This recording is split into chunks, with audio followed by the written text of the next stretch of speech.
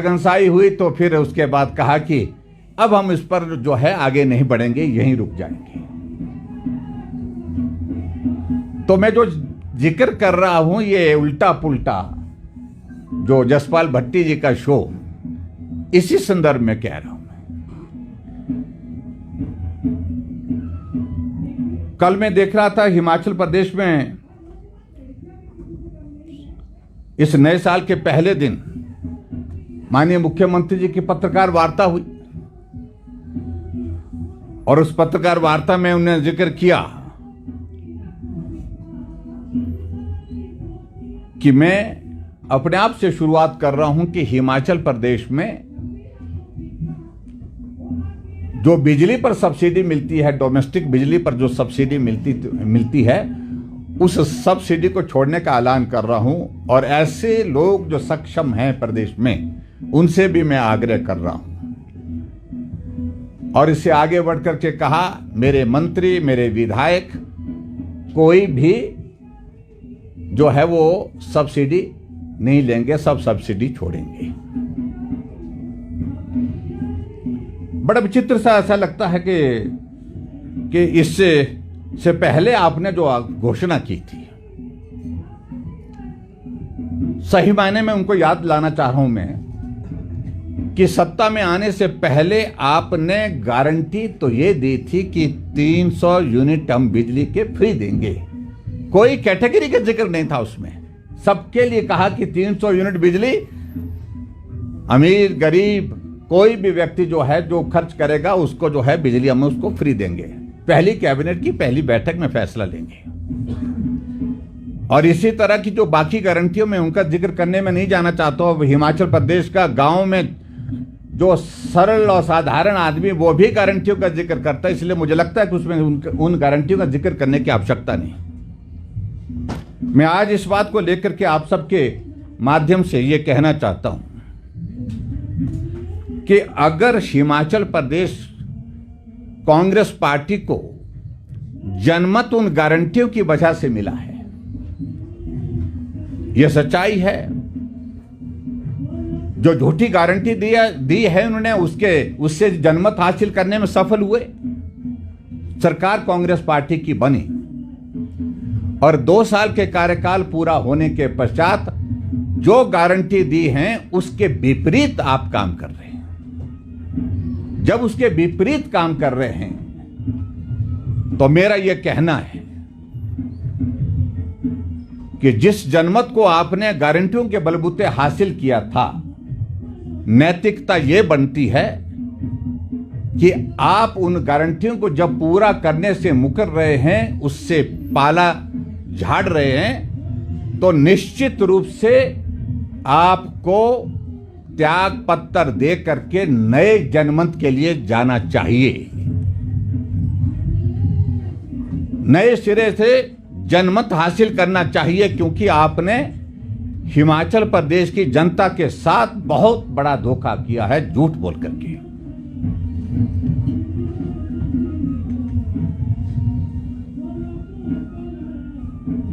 क्योंकि माफी मांगने की आदत तो नहीं है, और इसलिए हम इस बात को कह रहे हैं कि अगर हिम्मत है तो नए सिरे से जनमत हासिल करना चाहिए। क्योंकि जो गारंटियों के बलबूते आपने जनमत हासिल किया था, नैतिकता यह बोलती है उसको आप पूरा करने में जो सफल नहीं हो पाए हैं, ना आपकी मंशा उसमें पूरा करने की है, ऐसे में नए सिरे से आपको चुनाव के लिए जाना चाहिए। और दूसरी बात, अगर जो बात कही है यहां पर मुख्यमंत्री जी ने कि मैं हिमाचल प्रदेश में जो बिजली की गारंटी, बिजली की जो सब्सिडी छोड़ने की बात कर रहा हूं, क्या आपने इससे पहले एक और घोषणा नहीं की थी कि हिमाचल प्रदेश में 125 यूनिट जो Bharatiya Janata party zero bill के साथ जो दे रही है, हमारी कोई गारंटी नहीं थी, हमने ये शुरुआत की थी हिमाचल प्रदेश में, इसको हम वापस लेते हैं। और जो इनकम टैक्स पेई जो हैं वो सब जो है इस दायरे से बाहर हो जाएंगे। साल 1 नहीं 2 बीत गए उसके बावजूद भी आप वो इनकम टैक्स पेज जो पेज हैं, तो उनकी अभी तक आप सूची उपलब्ध नहीं करा पाए, आप उसको अभी तक लागू नहीं कर पाए। और जब इलेक्शन बोर्ड ने कहा कि हमारे पास ये डाटा ही उपलब्ध नहीं है और इस डाटा को ऑब्टेन करना ये मुश्किल काम है, तो आपने क्या फैसला ले लिया कि अब मैं फैसला ये लेता हूं कि सब्सिडी जो है, जो सक्षम लोग हैं उनसे अपील करता हूं। आप अपनी सरकार को हिमाचल प्रदेश में लोगों के ऊपर, लोगों के पैसे से चलाना चाह रहे हैं, लोगों के ऊपर टैक्स लाद करके चलाना चाह रहे हैं। टैक्सेस आपने इतने सारे हिमाचल प्रदेश में लगा दिए जिसकी कल्पना नहीं कर सकते हैं।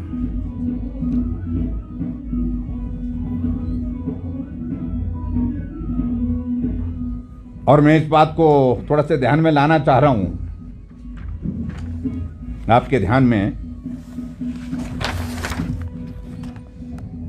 इलेक्ट्रिसिटी बोर्ड में अगर हम बात करें तो लगभग 26 लाख के लगभग कंज्यूमर हैं, 26 लाख कनेक्शन है हिमाचल प्रदेश में। और उसमें अगर हम देखते हैं कि 0 से 125 यूनिट अगर खर्च करते हैं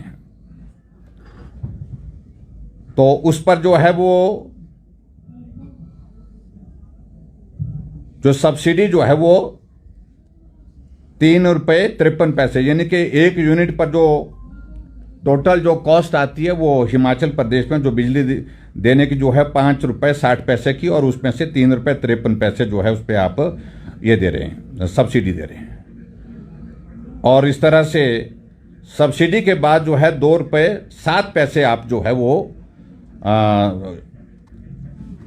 पर यूनिट के हिसाब से तो हिमाचल प्रदेश में 0 से 125 यूनिट के लोगों को दे रहे हैं। और दूसरा जो स्लैब है 126 यूनिट से 300 यूनिट का, और उसमें जो है सही मायने में जो कॉस्ट टोटल है वो पर यूनिट 6 रुपये है, और आफ्टर सब्सिडी जो है वो 4 रुपये 17 पैसे वो पड़ती है।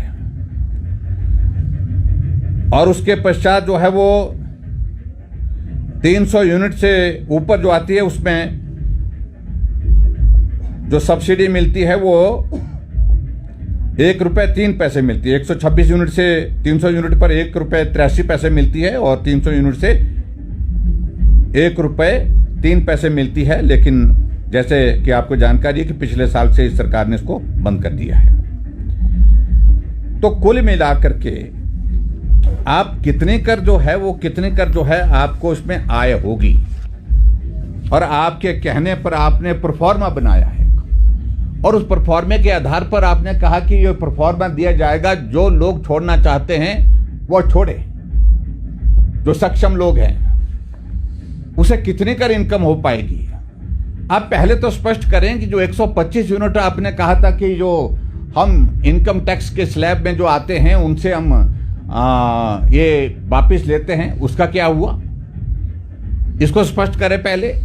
और दूसरा, उसके बाद आपने ये दूसरी जो घोषणा पिछले कल की है उसको इम्प्लीमेंटेशन का क्राइटेरिया क्या होगा, किस प्रकार से होगे, और ये स्वेच्छा पर है या उसके बाद आप इसको फोर्स करेंगे, जबरदस्ती इसको लागू करेंगे, ये भी आप अपने आप पे स्पष्ट नहीं कर पाए हैं। इस बात को लेकर के मैं ये भी जरूर कहना चाहता हूं। और हिमाचल प्रदेश में जो आप इस प्रकार के जो जिसको बोल सकते हैं कि गिमिक्स की पॉलिटिक्स, यानी कि इस तरह की आपने पहले भी अनाउंस किया कि हिमाचल प्रदेश में मैं घोषणा करता हूं मेरे मंत्री, मेरे सीपीएस जो है वो 2 महीने की सैलरी डेफर करेंगे। उसे हिमाचल प्रदेश को कितना फायदा हुआ? 2 महीने के डेफर करने के बाद तीसरे महीने उनने सैलरी ली कि नहीं ली? पूरे प्रदेश भर में, पूरे देश भर में इस तरह से चर्चा चलाई कि सैलरी छोड़ी नहीं है, 3 महीने की इकट्ठा ली है तीसरे महीने, यही है। और ऐसे में जब हंसी आती है तो स्वाभाविक रूप से प्रश्न पैदा होते हैं कि आपने बिजली पर जो टैक्सेस लगाए हैं, आप देखो जो आपने जो एनवायरमेंट सेस लगाए हैं प्रति यूनिट जो है, लघु उद्योग जो है उसमें ऊर्जा का, उसमें जो है अपने 2 पैसे का आपने सेस लगाया है, और मध्यम जो इंडस्ट्री है उस पर आपने 4 पैसे लगाए, या बड़े उद्योग जो है उस पर जो है आपने 10 पैसे लगाया, कमर्शियल कनेक्शन जो है वो 10 पैसे, उसके बाद अस्थायी कनेक्शन जो है 2 रुपये, स्टोन क्रशर पर 2 रुपये, और ईवी चार्जिंग स्टेशन, और जिसका मैं जिक्र करना चाहता हूँ कि बहुत कहा था कि ग्रीन स्टेट होगा हिमाचल प्रदेश, और ये भी कहा था कि 2 साल के अंदर अंदर हो जाएगा। 2 साल बीत गए, अभी तक जो है वो ईवी की कहानी जो है वो ठंडे बस्ते में है, अभी तक मालूम नहीं कहां तक उसका ये हुआ।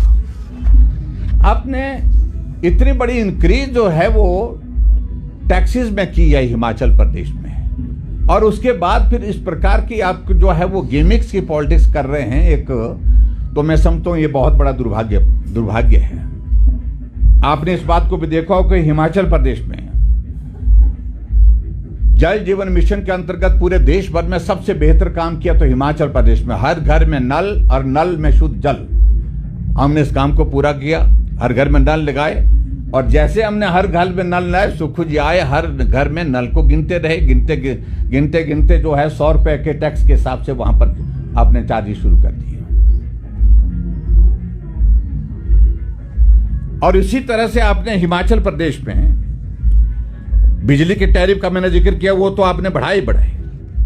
इन सारी चीजों से कुल मिलाकर के मैं कहूं 2 साल के कार्यकाल में डीजल की कीमत आपने बढ़ाई, बिजली की कीमत आपने बढ़ाई, पानी की कीमतें आपने बढ़ाई, और हिमाचल प्रदेश में रेवेन्यू जनरेट करने की आपने बहुत सारी कहानियां घड़ ली, बहुत सारी कहानियां पढ़ ली, लेकिन परिणाम आज भी यही है कि हिमाचल प्रदेश में कर्मचारियों को सैलरी नहीं मिल पा रही है, और 100 कर्मचारियों को 5 महीने से अभी तक भी सैलरी नहीं मिल पाई है।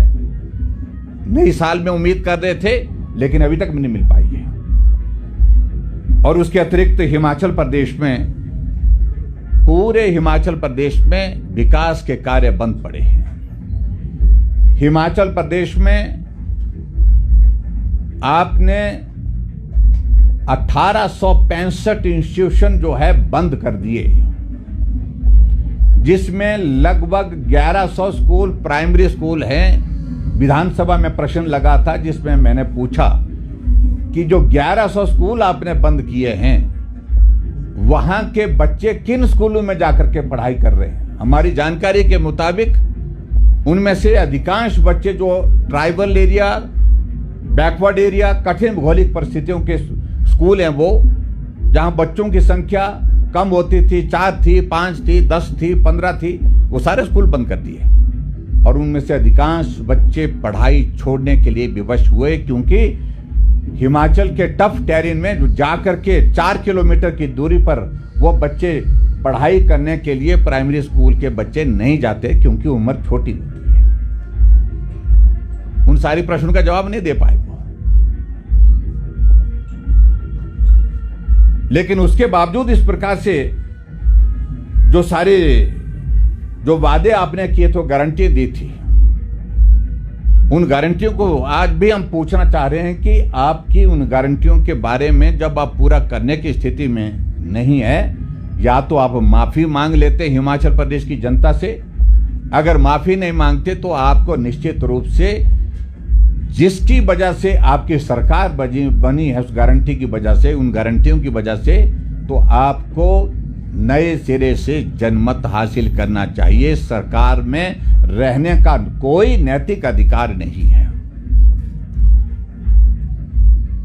इस 1 साल के कार्यकाल में हिमाचल प्रदेश में कोर्ट परिसर में गोलियां चली। गोलियां चलाने वाले लोग पंजाब से हायर किए गए। हायर करने वाले आपके ही पार्टी के विधानसभा में विधायक रहे उनके सपुत्र। आपके इस 1 साल के कार्यकाल में 2024 का जिक्र कर रहा हूं मैं, उससे पहले का जिक्र हमने कई बार कर भी लिया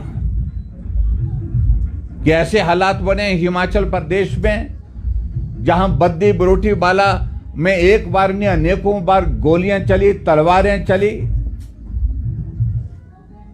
वहां की एसपी जो है वो वहां से स्टेशन छोड़ने पर विवश होकर के छुट्टी पर जाने के लिए मजबूर हुई। इन सारी बातों का क्या जवाब है? 2 साल के कार्यकाल में हिमाचल प्रदेश में लोन की परिस्थिति आपके सामने है, जिसको कहने की आवश्यकता नहीं। हिमाचल प्रदेश 1 लाख करोड़ के नीचे बहुत जल्दी जाने वाला है। अत्यंत निराशाजनक कार्यकाल ये 2 साल का रहा है, और पर्टिकुलरली जो 1 साल का मैं जिसका जिक्र कर रहा हूं, मैं उसमें डिटेल में जाकर के सारी बातों का जिक्र नहीं करना चाहता हूं। मैं सिर्फ इतना ही कहना चाह रहा हूं कि अगर हिमाचल प्रदेश में, अगर आपने, इसको मैं फिर से दोहराना चाह रहा हूं, अगर आपने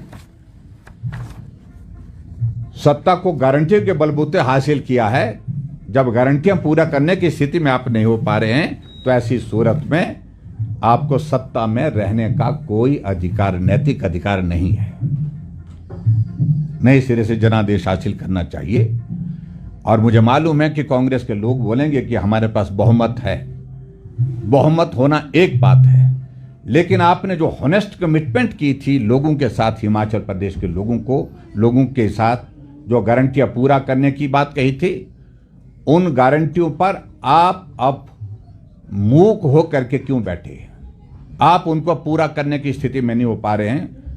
और इसलिए मैं यही कहूंगा कि बहुत दुर्भाग्यपूर्ण स्थिति हिमाचल प्रदेश की ये रही है कि 2 साल के कार्यकाल में हिमाचल प्रदेश बहुत पीछे चला गया।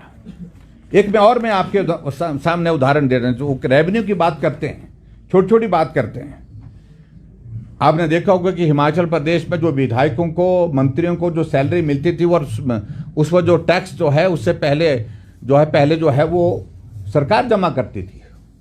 जो इनकम टैक्स लगता था उसकी अदायगी सरकार करती थी। और बतौर मुख्यमंत्री मुझे लगा कि ये एथिक्स के आधार पर जो है ये उचित नहीं है। नैतिकता ये बनती है कि अगर हमारी आय अगर हुई है, सैलरी से हुई है, उसके ऊपर जो टैक्स बनता है, जैसा देश और प्रदेश के लोग जो कमाई का टैक्स जो है अपने आप अदा करते हैं, हमको भी करना चाहिए, जनप्रतिनिधियों को भी करना चाहिए। हमने फैसला लिया कि सारे विधायक, सारे मंत्री, इंक्लूडिंग स्पीकर, डिप्टी स्पीकर और उसके साथ साथ में chief whip, deputy chief whip, सब के सब अपनी सैलरी में से जो टैक्सी जो है, इनकम टैक्स का जो है, उसको खुद अदा करेंगे। और मैं ये कहना चाहता हूं कि बहुत बड़ा फैसला था ये। आय कितनी हुई वो महत्व का विषय नहीं है, लेकिन एथिक्स का विषय है, नैतिकता का विषय है ये। और हमने उस बात को लेकर के ये मैं जरूर कहना चाहता हूं, स्पीकर को जो है वो पर ईयर जो है 5,21,110 रुपए जो है वो जो टैक्स जो है सरकार भरती थी, अब वो स्पीकर भर रहे हैं, अपने आप भर रहे हैं। डिप्टी स्पीकर जो है वो 4,93,792 रुपए जो है हर साल का जो टैक्स जो सरकार भरती थी, हमने इसका फैसला लेकर के अब जो है डिप्टी स्पीकर इस टैक्स की भरपाई अपने जो है वो अपने अकाउंट से करते हैं, अपने खाते से करते हैं, अपनी जेब से करते हैं। और इसी तरह से चीफ व्हिप और डिप्टी चीफ व्हिप 4,83,912 रुपए जिनको जो टैक्स पड़ता था, जो सरकार भरती थी पहले, वो भी अब जो है चीफ व्हिप और डिप्टी चीफ व्हिप जो है वो अपनी जेब से अदा कर रहे हैं। और उसी तरह से हिमाचल प्रदेश में जो विधायक हैं, इसके अलावा उनको 1,91,880 रुपए जो 1 साल का जो टैक्स जो है जिसको सरकार जमा करती थी, अब सभी विधायक अपने अकाउंट से, अपने पर्सनल अकाउंट से अपनी आय का जो है वो टैक्स जमा करते हैं। और मिनिस्टर जो है वो उनको जो है वो 7,15,000 रुपए जो टैक्स पड़ता था उनकी सैलरी का, और वो भी जो है वो स्वयं अपने अकाउंट से, अपनी जेब से वो खर्च कर रहे हैं, अपने अकाउंट से दे रहे हैं। और ये फैसला मैं समझता हूँ chief minister, including chief minister भी, और उसके बाद 2 करोड़ से ज़्यादा का जो है वो एक इस फैसले से जो है उसमें उसका लाभ हुआ है, मतलब स्टेट को उसका बेनिफिट हुआ है। अमाउंट मैटर नहीं करता, लेकिन जिसको मैं कह सकता हूं कि नैतिकता जो बनती थी, उस नैतिकता के आधार पर हमने किया, ये फैसला हमने किया। लेकिन जो आप फैसले कर रहे हैं उन फैसलों से हमें कतई भी अब भरोसा उठ गया है, सरकार से भरोसा उठ गया है, विश्वास उठ गया है। क्योंकि आप फैसला लेते हैं, आज लेते हैं, कल पलट जाते हैं। तो ये स्थिति हिमाचल प्रदेश की वर्तमान में है। और मैं ये कहूं, हिमाचल प्रदेश में कुल मिलाकर के जो कांग्रेस पार्टी का 2 साल का कार्यकाल बहुत ही निराशाजनक रहा है। कानून व्यवस्था वो भी अस्त व्यस्त हुई है, और हिमाचल प्रदेश में व्यवस्था परिवर्तन के नाम से जो बात कहते थे, और व्यवस्थाओं का तो इस कदर पतन हुआ है जिसकी कल्पना नहीं आप कर सकते। अगर पूरा इस कार्यकाल को अगर हम कहें तो एक तरह का ये जो एक सीरियल जो होता है वो हास्य के लिए जो है वो मनोरंजन का, उस तरह का ये कार्यकाल हिमाचल प्रदेश का बीता है। और मैं इस बात को लेकर के मैं जरूर कहना चाह रहा हूं कि मुख्यमंत्री को इस बात को लेकर के जरूर विचार करना चाहिए। जो हमने कहा कि गारंटियों के बलबूते सत्ता हासिल की थी, गारंटियां पूरा करने में आप जो है सफल नहीं हो पाए, और इसलिए नैतिकता ये बनती है कि नए सिरे से जनादेश लें। धन्यवाद। सर, जो बिजली सब्सिडी की आपने बात की, ये 300 यूनिट देने की बात की थी, जो है वो भी अब कह रहे हैं कि साधारण संपन्न लोग छोड़ दें उसको। इसमें आपका और आपकी पार्टी का स्टैंड क्या है? उन्होंने देखिए, अभी तक जो है प्रस्ताव रखा है, हम अपनी पार्टी में सारी चीज को लेकर के विचार करेंगे, और विचार करने के बाद हम फैसला करेंगे।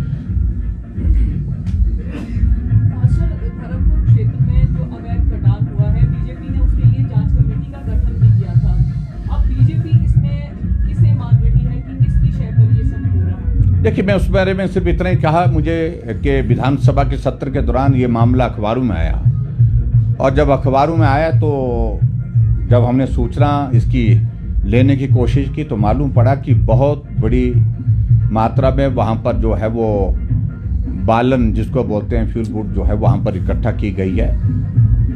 किसके यहाँ से वो लाई गई, क्या फॉरेस्ट डिपार्टमेंट उसको कर रहा है या कोई और कर रहा है, इसके बारे में कोई जानकारी नहीं। कमेटी वहाँ पर गई है और प्रथम दृष्टि में यही पाया जाता है, वही देखने को मिला है कि बड़े स्तर पर, बहुत बड़े स्तर पर जो है अवैध कटान हुआ है और उनको राजनीतिक संरक्षण हासिल रहा।